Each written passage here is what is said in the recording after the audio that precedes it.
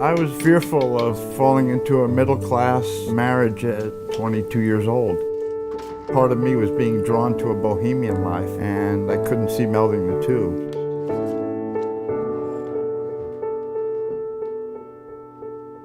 I was in 8th and Janie was in 7th grade. We all belonged to a temple youth group, and then we kind of paired off from there.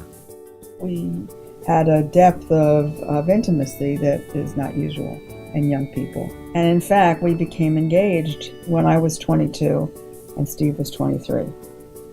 Janie was at Columbia, being a good kid and doing what she was supposed to do. And I was driving a taxi cab and being a hippie in the late 60s.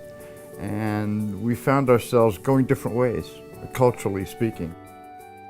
It came out of the blue when he said, we have to part.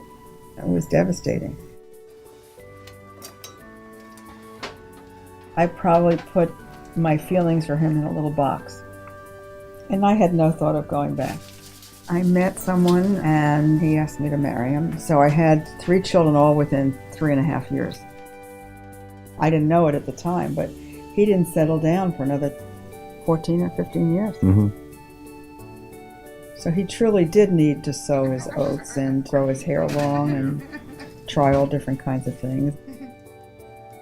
We had a couple of contacts over the years, very few. And then 2 springs ago, I was unattached, Jane was unattached, and I asked her to come out to Arizona to visit. Like you? The first 3 days that we spent together, it was one conversation after another. The walls came down, and we realized that we were more than friends. This was my ring when I was 22. But this belonged to Steve's mother, and she gave it to Steve to give to me as an engagement ring. After the engagement broke up, Janie gave me the ring back, and I kept it in a safety deposit box for my whole life. And when Jane and I had rapprochement, I took her to the vault where the ring was kept, and it just flew out of the safety deposit box right onto her finger and made the deal again, for real this time, with no trepidation and no backing out. So it was quite a magic moment there at the bank, opening up the safe deposit box. There's not significant regret because we've both had interesting experiences, and I'm not sure we would have been ready to have the kind of maturity and incredible relationship that we have now.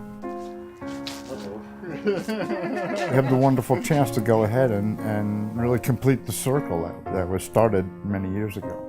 Our time wasn't in '68, but our time is now.